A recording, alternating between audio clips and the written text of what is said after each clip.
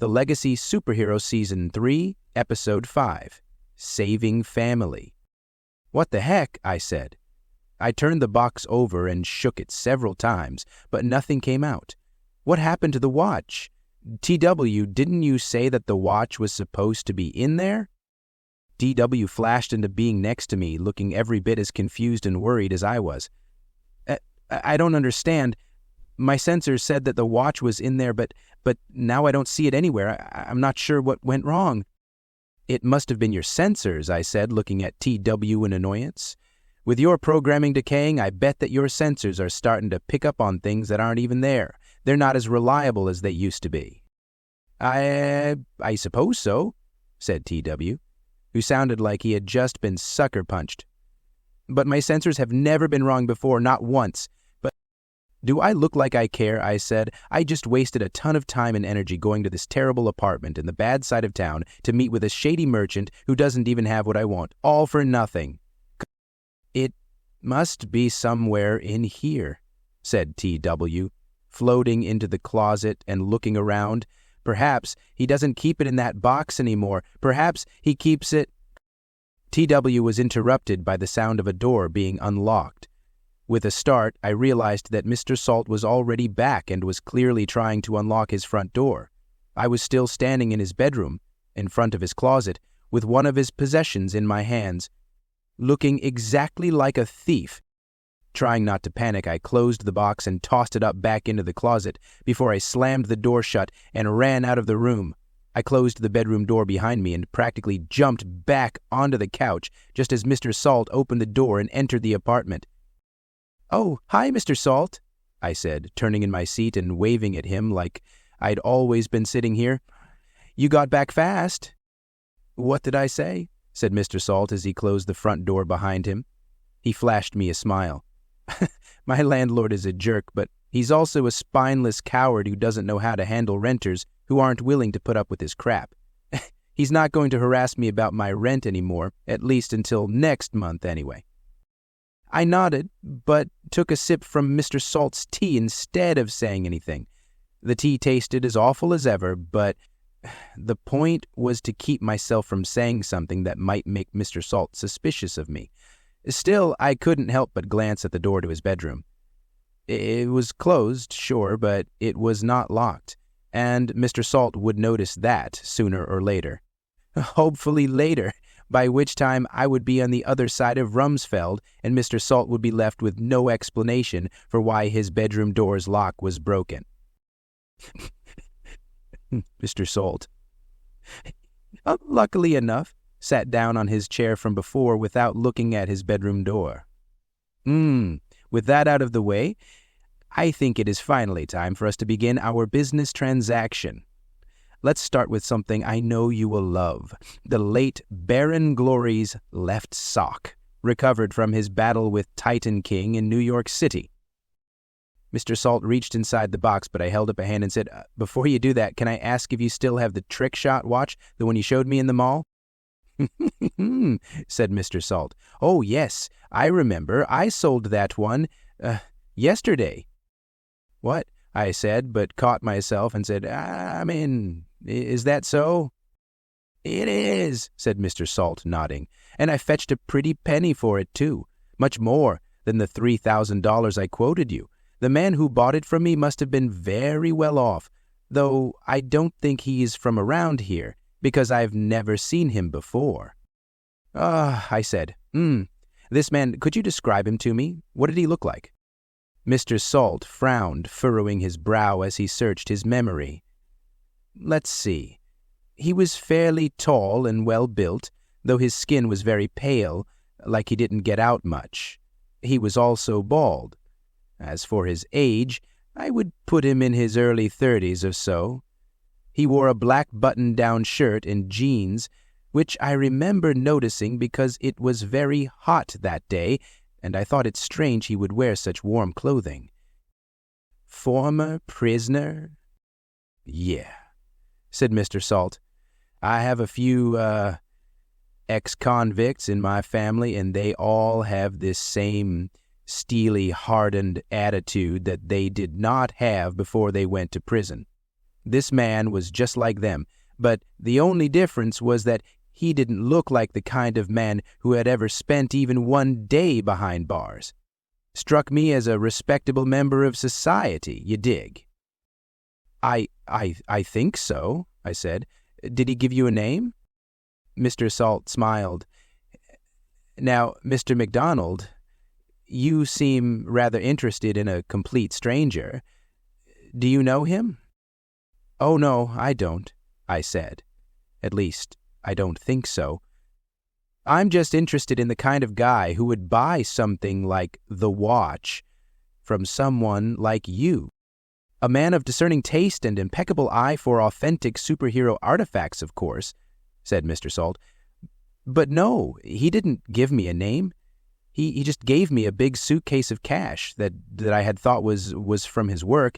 You know those big suitcases of cash you sometimes see in movies but think don't exist in real life? Well, I guess some people do pay for things that way after all. Life imitates art.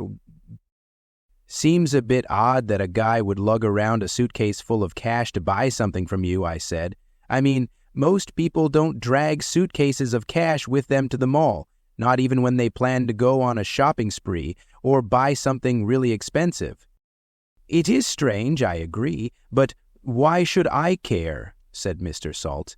He pinched and rubbed his index finger and thumb together. Money is money, regardless of how it was obtained or who gives it to you. That is another business lesson I've learned over the years. I nodded, but deep down I was trying to figure out who this guy who bought the trick-shot watch could possibly be. Who else could even be aware of the other watch's existence?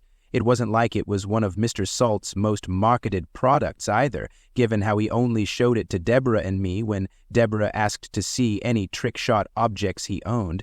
There was something very fishy going on here, and I didn't like it at all. Now that I think about it, though, the man did make a rather strange comment when I gave him the watch, said Mr. Salt. He mentioned something about finally getting his hands on this weapon. Something he'd been seeking for a long time, apparently.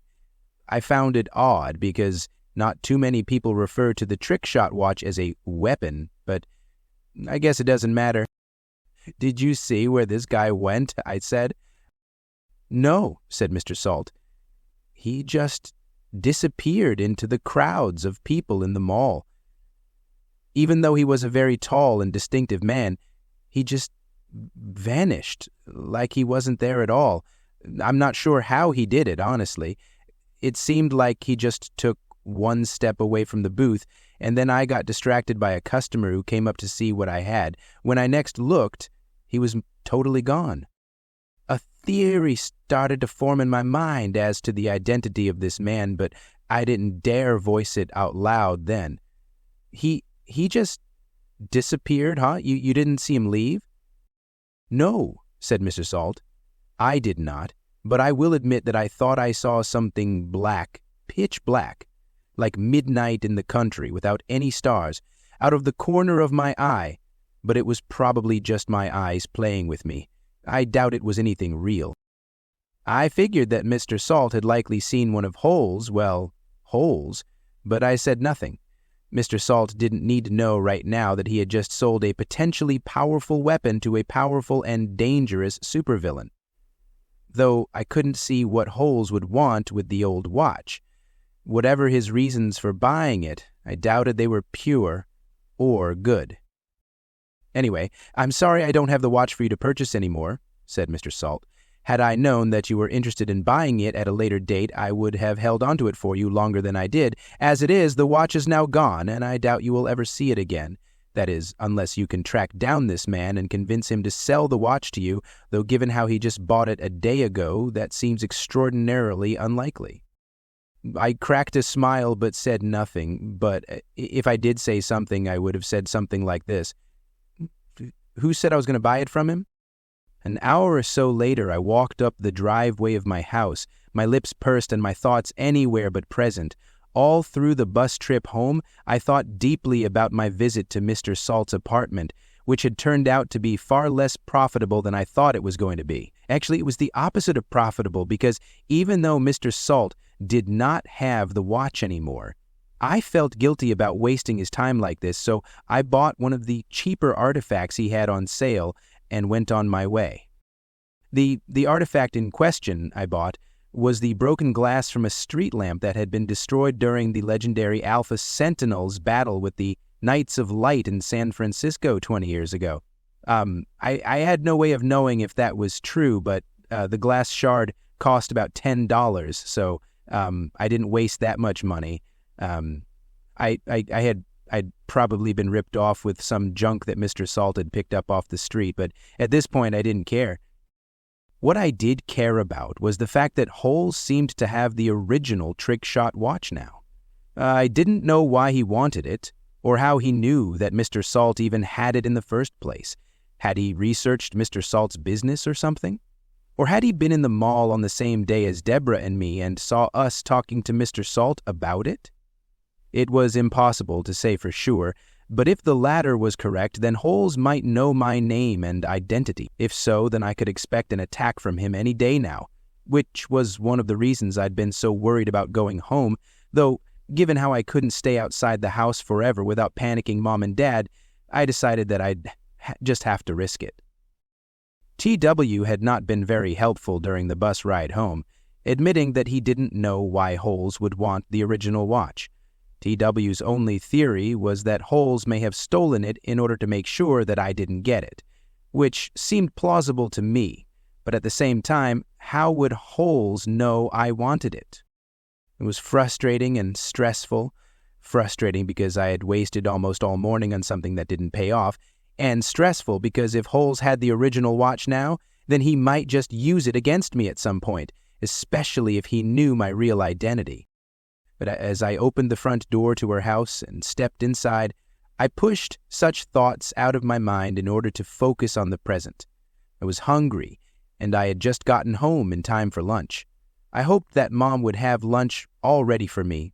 I was so hungry that I didn't care if Mom made broiled spinach, just as long as it distracted me from the utter failure of today's mission. "Mom!" I called out, dropping my backpack on the floor next to the shoe rack and rolling my shoulders at the same time. "I'm home. What's for lunch?" All of a sudden, Dad poked his head out of the kitchen and waved at me. "Hey, Jack, welcome home. I thought you were going to be out all day." Surprised to see Dad, who wore a chef's hat on his head, I said, Nah. I got the stuff done I needed to do faster than I thought, so I decided to come home for lunch and chill out for a while." "Ah," said Dad, nodding. He straightened the chef's hat on his head. "Well, you're just in time for the McDonald family's world-famous spaghetti made with our top-secret tomato sauce. Come on in and grab a bite to eat." Dad's head disappeared back into the kitchen. Perplexed, I nonetheless walked into the kitchen to see that Dad had a pot of steaming spaghetti noodles on the counter, along with an equally large pot of bubbling spaghetti sauce that instantly made my mouth water. The kitchen sink was full of utensils and dishes that Dad had used to make the spaghetti, soaking in the warm, soapy water. The kitchen window was open to let in a soft breeze, while the table was set with empty plates, bowls, and silverware for me, Mom, and Dad on top of a bright red tablecloth that looked fancier than what we normally had. "Whoa," I said, looking around the kitchen in astonishment. "How long have you been working in here?" Dad, who was busily stirring the sauce, glanced over his shoulder at me and smiled.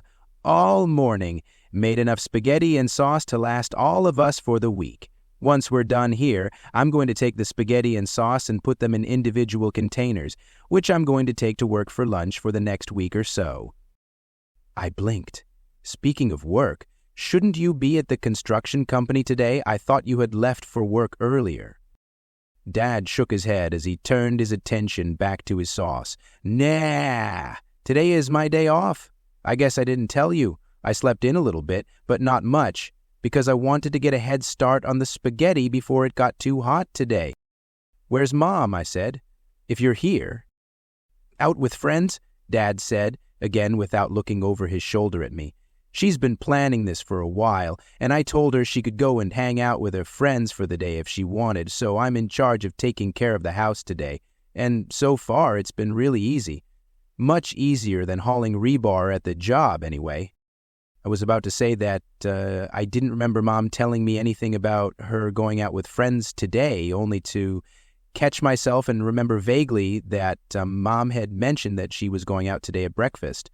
I must not have been paying attention to what she said because of how much in a hurry I was. I felt a little embarrassed about that, to be honest, so I didn't say anything about that.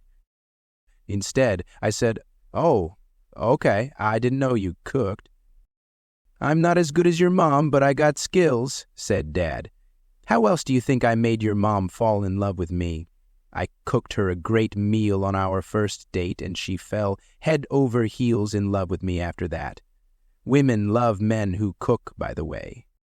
Given how Dad had apparently been working all morning without burning the noodles or sauce, I thought Dad was severely understating his own cooking skills.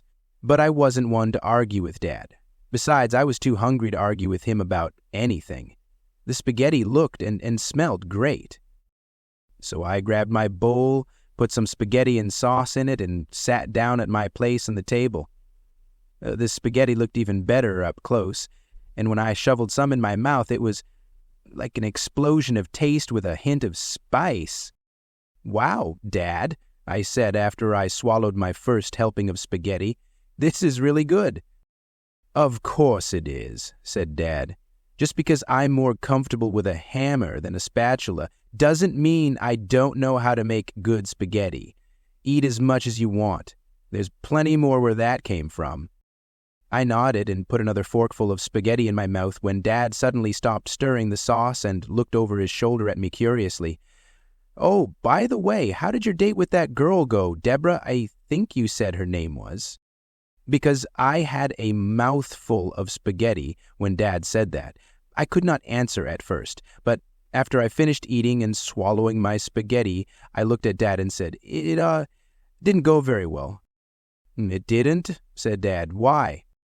"Because I let myself get distracted by Mr. Salt's watch, which he ended up selling off anyway, rather than actually paying attention to Deborah. Now, Deborah probably hated my guts and wanted nothing to do with me after this. But that would require a lot of explanation I didn't feel like giving at the moment, so I said, Deborah and I just didn't get along that well. We didn't fight or anything like that, but it was just kind of a bad date. You know what I mean?"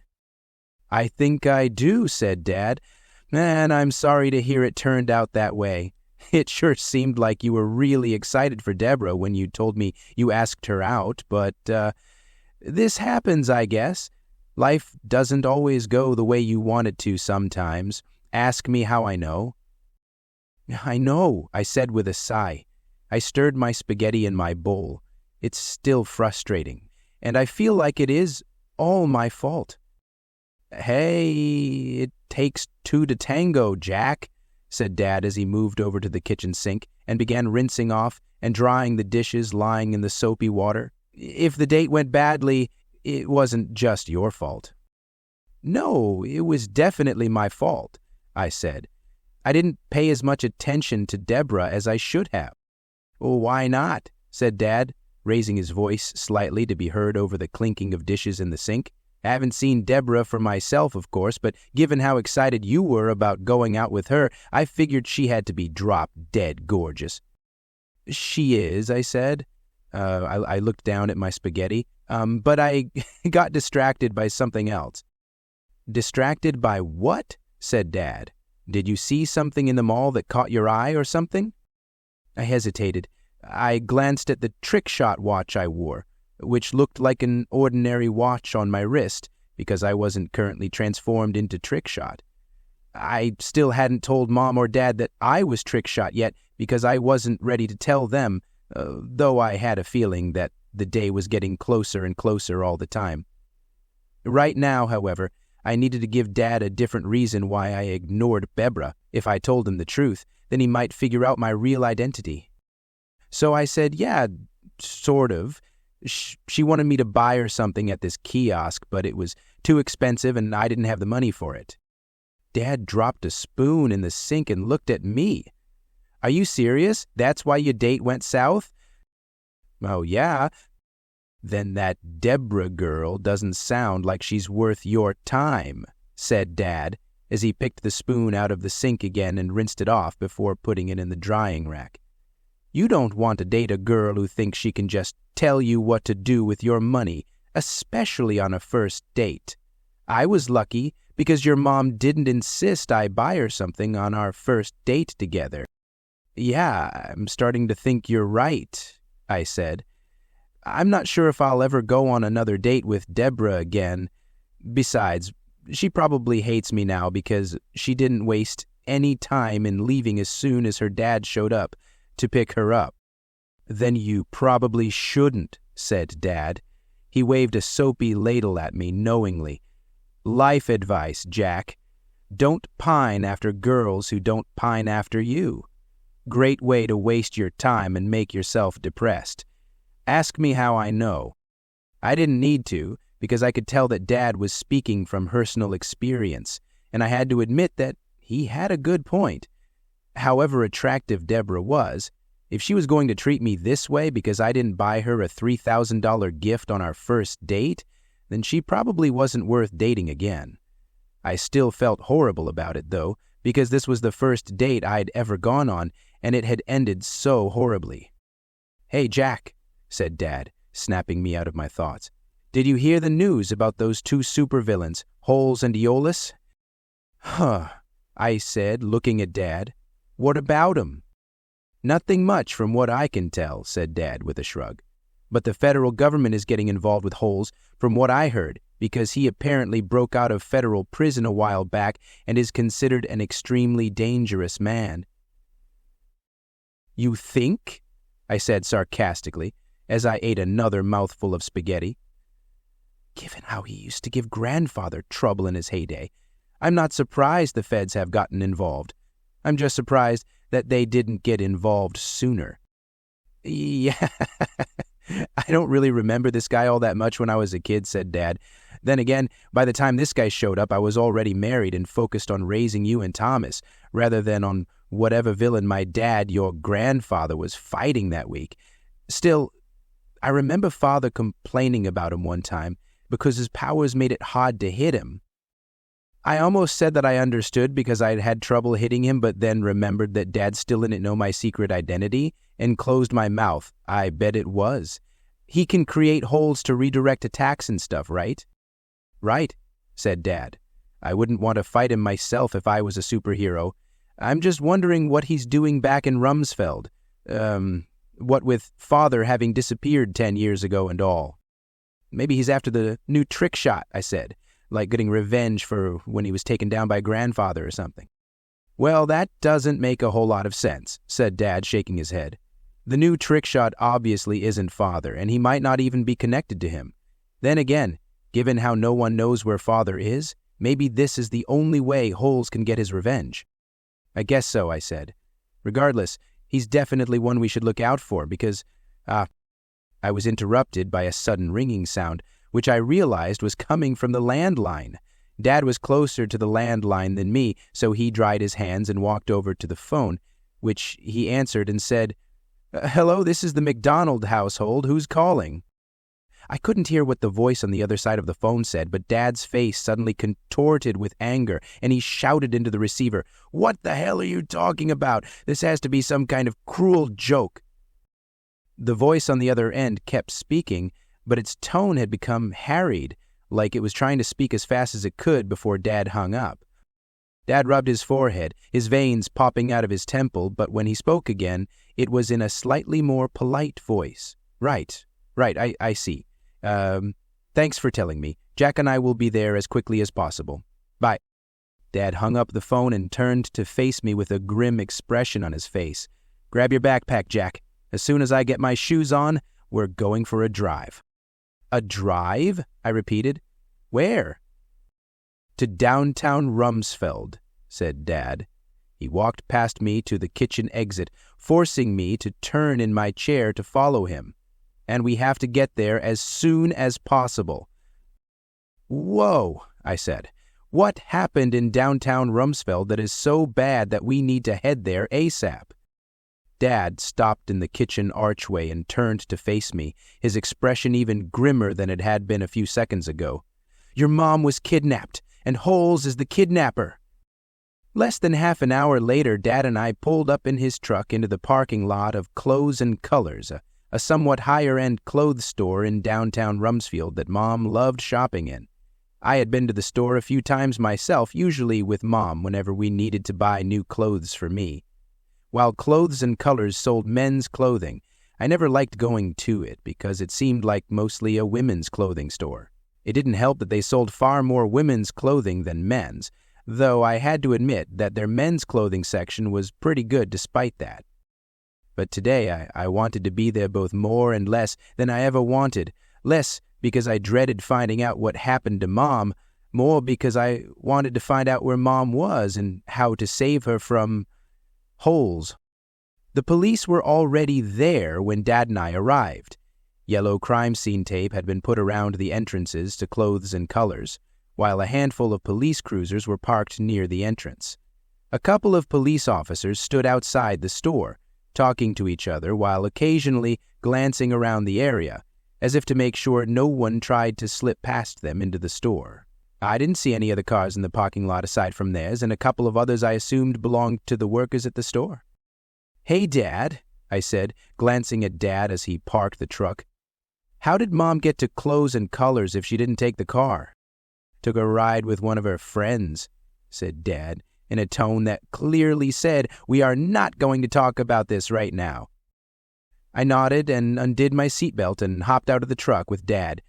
We walked up to the entrance of the store. As we approached it, I looked through the windows but saw nothing except for rows of clothing and mannequins standing in the windows showing off the newest styles of the season.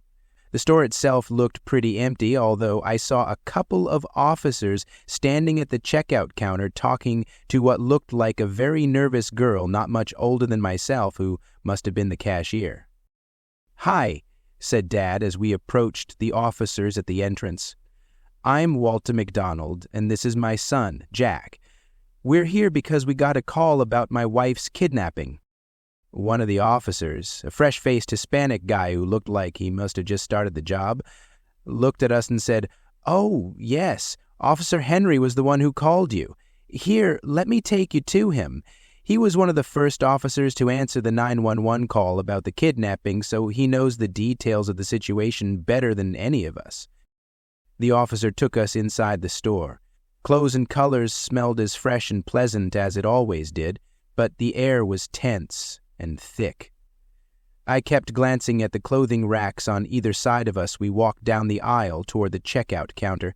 These clothing racks would have made excellent hiding spots for Holes, though that was mostly my paranoia talking. If Holes had indeed kidnapped Mom, then he was probably long gone by now, and certainly wouldn't be hiding among women's dresses, no matter how pretty or stylish they might be. Officer Henry, said the officer as we approached the checkout counter, the kidnapping victim's husband and son are here. Officer Henry, who I recognized from the time the injectors attacked and nearly hijacked my school bus a couple months back, turned to look at us. He wasn't smiling, which was unusual for him, because in my experience, Officer Henry was usually an upbeat guy. The girl cashier, who had short brunette hair and fingernails painted red, was nervously playing with a strand of her hair, which I had to admit made her look kind of cute. Thank you, Officer Garcia, said Officer Henry, nodding at him. You can return to your post. I'll fill in Mr. McDonald and his son here on what happened. Officer Garcia nodded in return and turned and walked away. I was under the impression that Officer Garcia was actually glad that he didn't have to stick around and explain anything to us. Maybe he also sensed the same tension in the air that I did. I could practically see it radiating off of Dad's shoulders. Officer Henry, said Dad, looking at him urgently, what happened to Mary? Where is she? You said on the phone that she was kidnapped by Holes. Officer Henry sighed, removed his glasses, and polished them on the fabric of his shirt briefly before putting them back on. "Yes, I did tell you that, but unfortunately I'm not sure there is much we can do to save her at the moment, mostly because we don't know where Holes is." "Tell us what happened anyway," Dad said. "She's my wife. I want to know all the details, and I want to know them now." I was almost taken aback by how vehemently Dad insisted on knowing the details of Mom's kidnapping. Then again, it made sense, given how Mom was his wife, and I felt pretty much the same way, because she was my mother, and I couldn't bear the thought of her being in the clutches of a supervillain who hated me and wanted me dead. "All right," said Officer Henry. "I'm not sure what good it will do you, but I'll tell you. Starting from the beginning, by which I mean about 45 minutes ago." Officer Henry gestured at the nervous cashier. "About 45 minutes ago, Mary McDonald and 3 of her friends entered Clothes and Colors with the intention of buying clothes. Miss Rachel Shane here confirmed seeing all 4 of the women enter together at the same time." "What happened to Mom's friends?" I said. They're still here, or "They were taken to the hospital," Officer Henry said. "They were incredibly shaken by Mrs. McDonald's kidnapping, to the point where one of them even fainted. I don't think they were injured, but we had to rush them to the hospital anyway to help them deal with their nerves." "And what happened after Mom entered?" I said. "Did Holt attack?" Officer Henry glanced at the woman he called Miss Rachel Shane. According to Miss Shane, Mary had to go to the bathroom, so she went to the ladies' room on the other side of the store, but before she could enter, Holes emerged from a hole in the ceiling and grabbed her. I glanced at the ceiling, which was perfectly solid and lacked even a single hole. He came from the ceiling and grabbed her? Did Mom fight back?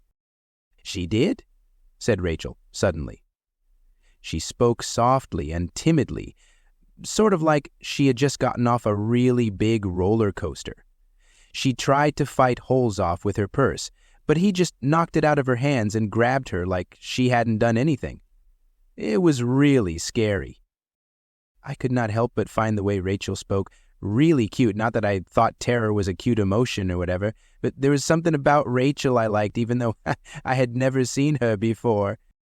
"What happened after that?" said Dad, wringing his hands. "Holes took Mary into another hole, and the 2 of them vanished," said Officer Henry. "All in all, the entire event happened in less than 5 minutes. Right, Miss Shane?" Rachel nodded. "Yeah, maybe less, but it sure seemed to take longer when it was actually happening. Scariest day of my life." "Is that all that he did?" said Dad in disbelief. "Just popped in, kidnapped Mary, and left? He didn't say anything or even explain why he kidnapped her?" "Actually, he did leave something," said Officer Henry. He pulled a folded-up piece of paper from his pocket and handed it to Dad. "A note he addressed to you, regarding why he kidnapped your wife. I already read it myself, but it's disturbing nonetheless." Dad took the note wordlessly and unfolded it so fast that he nearly ripped it. As for myself, I moved closer to Dad so I could read the note too, which read thus: "To Walter McDonald. If you are reading this note, then I already have your wife Mary in my possession. I imagine that the actual kidnapping was pretty easy, though it would have taken days, maybe even weeks of preparation time on my part, because even the simplest kidnapping requires a lot of planning in order to pull off. Luckily, I specialize in kidnapping and was quite good at it in my day, which your own father, the original trickshot, could tell you about if he was still around. But enough of my own brilliance. You are likely worried about the well-being of your wife and where she is. I cannot tell you that now because I don't want the police, who will inevitably read this note before you do, to find out where I am. But I can tell you that Mary is likely safe and will remain so for the foreseeable future. I say the foreseeable future because I am perfectly willing to give you back your wife, Mary, safe and sound, if you give me what I want." And what do I want? That's easy to answer. The trick shot watch. I know that you have it because you are the son of Gregory MacDonald, the original trick shot. I have theorized that he passed it down to you and that you must have it, even if you are not currently using it yourself. Furthermore, you must give me the trick shot watch in person at a time and location I will determine, and you must come alone, without any police, superheroes, or other allies. You can't even bring your own son. If you agree to the above conditions, then call me at the below number and we can arrange the meeting. I am giving you a day to call me so we can arrange the meeting.